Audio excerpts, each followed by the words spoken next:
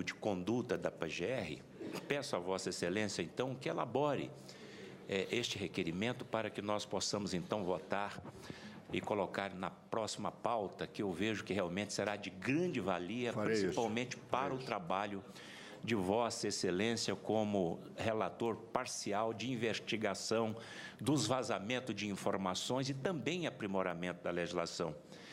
Eu não tenho dúvida de que esta CPMI, ao fim dos seus trabalhos, irá contribuir muito com a melhora, com o aprimoramento desta legislação, que hoje o procurador Dr. Ângelo, com 10 anos de PGR, sendo inclusive procurador-chefe no estado de Roraima, deixa muito claro que há uma área cinzenta, não é, nesse instituto de delação. Portanto, eu vejo que esta CPMI irá contribuir muito com essa parte legislativa. Concedo a palavra, portanto, por conseguinte, né, ao deputado Paulo Pimenta.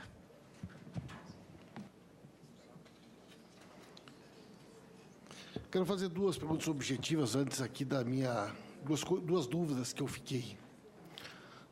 Eu entendi mal, o senhor disse assim uma hora, aquela casa que foi alugada para o depoimento do Delcídio, teve uma casa alugada? Na verdade, deputado, eu fiz remissão, quando falei isso, ao áudio que foi divulgado recentemente pela imprensa, na qual, salvo me engano, o Joesley comenta, não sei se com o Saldi ou com o Francisco, e alguém da Procuradoria, se ia fazer naquela casa que foi tomado depoimento do Delcídio. Foi nesse áudio que tem essa informação. O senhor sabe onde é que foi tomado o depoimento do Delcídio? Não sei. Por isso eu deixei claro que eu me referi ao áudio. Seria uma casa utilizada pelo Ministério Público para tomar depoimentos? Ele deixa... Tipo do ICOD? Tipo do ICOD? Não... Eu não tenho conhecimento, deputado, se a negociação e se a captação, a oitiva da delação do senador Delcídio Amaral ocorreu fora da Procuradoria. Eu quis me referir única e exclusivamente ao áudio que fala disso. Entendi. Eu não entendi até agora por que razão o ministro relator do seu caso é o Fachin. Essa é uma pergunta que eu também não entendi. Porque se o assunto que diz respeito... Eu posso colocar o doutor Gustavo Badal, porque, veja bem, pelo que me consta, os fatos que foram imputados ao senhor não dizem respeito à Petrobras. Não dizem... O senhor disse que tinha um documento escrito Lava Jato no seu... Na denúncia. Na sua denúncia. Sim. Mas o que é exatamente que o seu assunto tem a ver com a Lava Jato e por que o Fachin foi o relator do seu caso, que eu não consegui entender até agora? Me permite? Com todo prazer, presidente. Evidentemente que descontar do meu tempo. Claro. O doutor Willer Tomás, ele colocou aqui para nós muito claramente que o fato desta prisão ter sido decretada pelo Supremo Tribunal Federal era pelo motivo de que tinha pessoas envolvidas, neste caso, com foro Isso privilegiado. Eu entendi, presidente. Eu não entendi por que o ministro Fachin... Pois é, mas nesse caso específico aqui do doutor Ângelo, é até importante perguntar para o doutor Ângelo qual parlamentar que Vossa Excelência tinha relacionamento próximo que levou, então, a nossa Suprema Corte ligar Vossa Excelência com esses parlamentares e, através, então, desse foro privilegiado, decretar a sua prisão. Eu só queria fazer esse complemento. Só. Eu quero... Para mim é importante isso, por quê? Porque, na medida que a esposa do chefe de gabinete, doutor Janot, trabalha para o Fachin,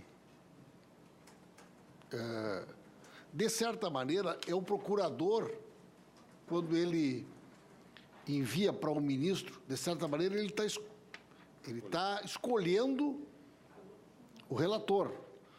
Quer dizer, ou vai para a distribuição, ou o Ministério Público, entre aspas, escolhe quem ele quer de relator. Então, no seu caso, o Ministério Público remeteu para o Fachin. Sim. Por que foi remetido para o Fachin? Bom, doutor Gustavo, eu vou, sinceramente, deputado, até hoje não entendi também por que eu fui cair com o ministro Edson Fachin. A imputação em relação à questão que o presidente fez a pergunta de conhecimento com parlamentar, nenhum. Não tem nenhum parlamentar, e eles nem citam isso no inquérito que abriu para mim. Eles falam muito em relação, salvo engano, ao doutor William, em relação ao PMDB e tal, mas não citam parlamentar. No meu caso, não citam nada de parlamentar. Então, eu não tenho... eu não sei como o meu caso foi tratado pelo relator ministro Edson Fachin. É uma coisa que realmente, juridicamente, eu não sei.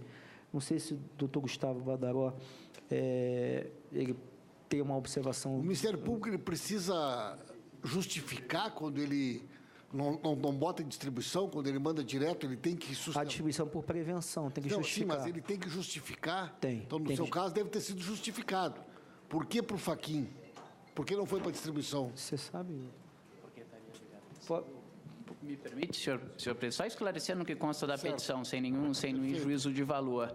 A petição menciona que estaria ligado à Lava Jato, citando algumas investigações que já estavam em curso e porque faz a ligação com o presidente Michel Temer, com o Eduardo Cunha, com a gravação da JBS, que isso seria para obstruir a investigação da Lava Jato. Então, num primeiro momento, é colocado esse quadro, a prisão é decretada e depois, sem nenhuma mudança, o ministro Fachin diz, olha, em relação a essa parte do Ângelo, eu vou desmembrar, não tem relação com as demais investigações da Lava Jato e vou remeter para o Tribunal Regional Federal. Certo. Eu quero fazer uma pergunta sobre esse chamado modus operandi das delações.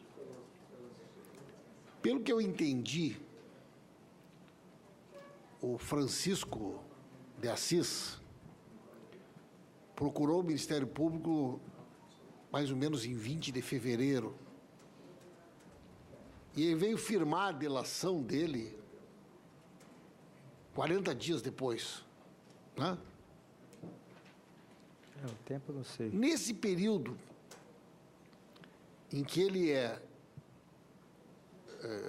que ele não fez a delação, ele é um investigado, ele é um réu, um co-réu.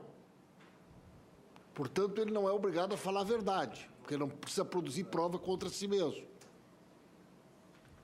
Que tipo de relação o Ministério Público estabelece com uma pessoa que não é delator e, portanto, pode mentir e utiliza as coisas ditas por ele como prova verdadeira para, inclusive, pedir a prisão de um procurador? Se ele não é delator, ele não é obrigado a falar a verdade? Não, deputado, me permite. Está errado o meu raciocínio? Não, tem só uma correção. O que eu apurei, né, pelo próprio documento dos autos, os delatores inicialmente eram Joésio Batista, né? Não eram delatores, não tinham feito delação ainda. Não, candidatos a delatores. Foi isso? A delação já tinha. Depois o Francisco. Mas tem... O Francisco entra num momento subsequente. Sim, não. Por isso que eu estou falando de fevereiro. Não estou nem falando de setembro. Ah, sim. Tá. Estou falando de fevereiro. Porque eu não sou advogado, mas lendo e relendo a lei, eu não encontrei essa figura do pré-delator, do potencial delator. O senhor trabalhou em delações. O Ministério Público firma documentos com pré-delatores? Existe essa figura jurídica? Não. Contrato de gaveta, não é? O que é? Da onde que você sustenta esse documento? O senhor está falando do termo de ciência e compromisso, é isso? É um documento que eu já tive a oportunidade de ver, documentos que são firmados entre, tipo, quando o cara vai fazer a compra do imóvel, o cara dá uma... Contrato de gaveta. Né? Uma pré-compra, assina um contrato. O Aras. O Aras. Eu quero entender que figura jurídica e que sustenta esta relação entre o cara ser delator. Ele é réu, ele é corréu, ele é investigado. Ele vai virar delator lá quase em abril. Nesse lapso de tempo que ele passa a ser um colaborador, uma espécie de um agente do Estado na investigação, no que sustenta essa relação? Na verdade, o que foi apurado é que o doutor Francisco de Assis, havia um acordo extrajudicial firmado no âmbito da Operação Greenfield. Mas eu quero perguntar para o senhor, mas existe essa figura jurídica? Não, acordo eu não conheço. Extrajudicial entre o Ministério Público e um potencial delator? Nunca vi e sequer participei desse acordo. Né? Esse acordo foi feito em setembro de 2016, se é o acordo que Vossa Excelência está se referindo. Eu nem sequer estava na Força Tarefa na época, e eu fiquei sabendo desse acordo depois dos acontecimentos dos fatos. Eu já estava na Força Tarefa quando o doutor Anselmo quis alegar um descumprimento desse acordo, mas eu não conhecia, não é comum... O Ministério Público utiliza esse instrumento? Nunca, pelo menos na minha vida profissional, nunca utilizei qualquer instrumento de... um pré-acordo... Tem conhecimento que outros casos de delações tenham ocorrido esse tipo de relacionamento? Não tenho conhecimento em relação a isso. Para mim foi uma figura, nesse ponto, até um pouco inusitada, o termo de ciência e compromisso, porque pode ser que seja uma coisa comum, mas no meu conhecimento eu nunca vi. Mas mesmo um acordo que fosse verbal, já não alteraria a situação jurídica do investigado perante... Não, olha... Tu vai fazer uma delação, mas antes de tu fazer a delação, tu vai ter que dizer isso. É claro, porque quando você, a partir de você se torna colaborador, você renuncia ao direito ao silêncio e você tem que dizer a verdade. No caso do doutor Francisco, ele atua como advogado, é uma coisa inusitada, ele atua como quase tudo nessa colaboração. Ele atua como advogado de Joesley Batista, inclusive assina... Ele é um advogado delator. E vira advogado delator, única e exclusivamente para me entregar. Sendo que ele dá uma entrevista, não sei se é ao Estadão ou à Folha de São Paulo, no qual ele afirma categoricamente o seguinte, que foi pressionado, ele não tinha me entregado por medo, é o que ele alega, mas que sendo pressionado por colegas de que se ele não entregasse, a delegação seria revogada, ele resolveu entregar. Ele teria sido pressionado por colegas seus? Sim. Aí, espontaneamente... O senhor sabe quem é o colega? Na reportagem, isso. Agora, não sei se... Eu não tenho essa reportagem aqui, mas isso no Google a gente acha essa reportagem. E aí, ele cita... o Eduardo Pelela foi a pessoa... Eduardo Pelela. Sim. Eduardo Pelela, que é o casado com a assessora do Fachin. Isso. E que contratou a mulher do juiz auxiliar.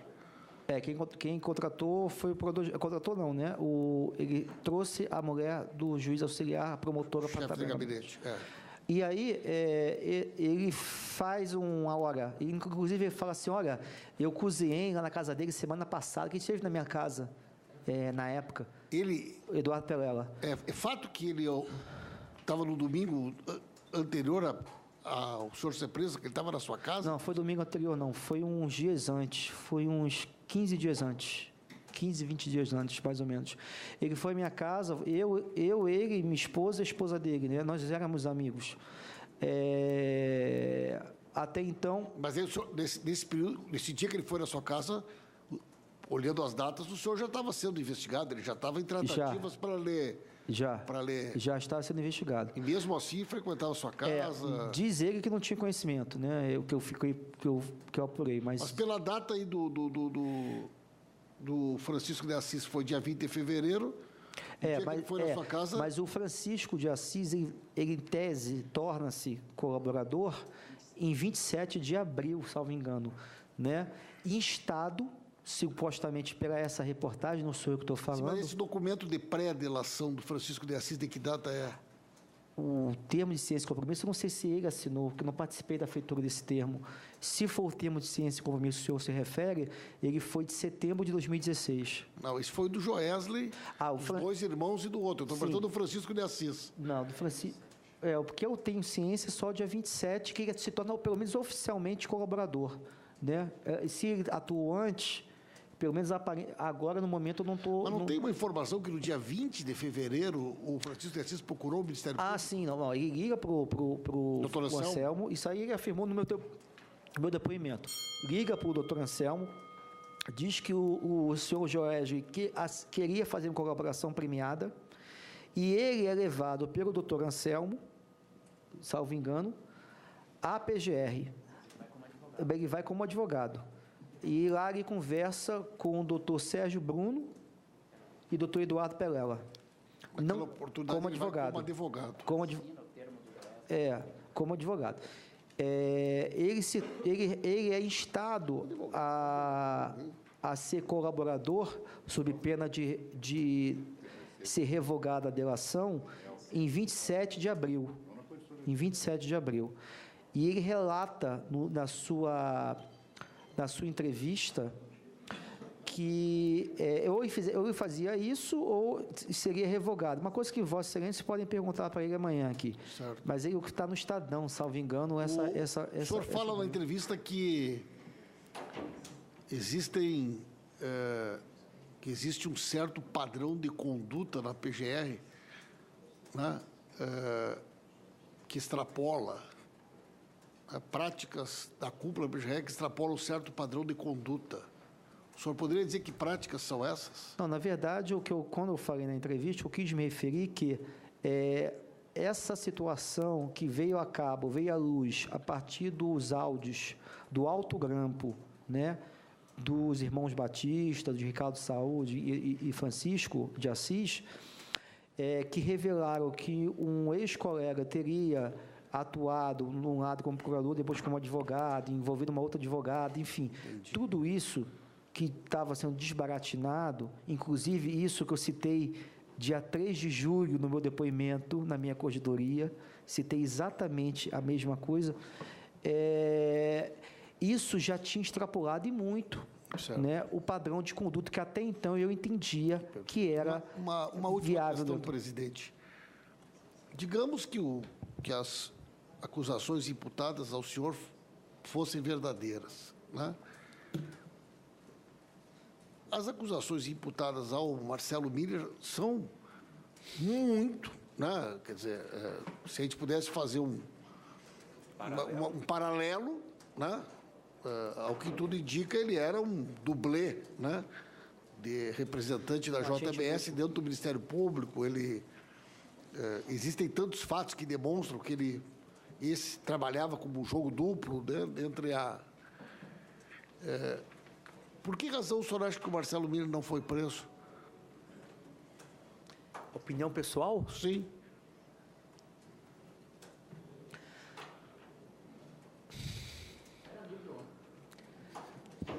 Eu prefiro falar isso de forma reservada. No final eu agradeço sua sinceridade. O doutor Anjo já se dispôs. Ao final, a gente pede educadamente, né, à imprensa. Fico por aqui. E a gente faz uma reservada rapidamente no final.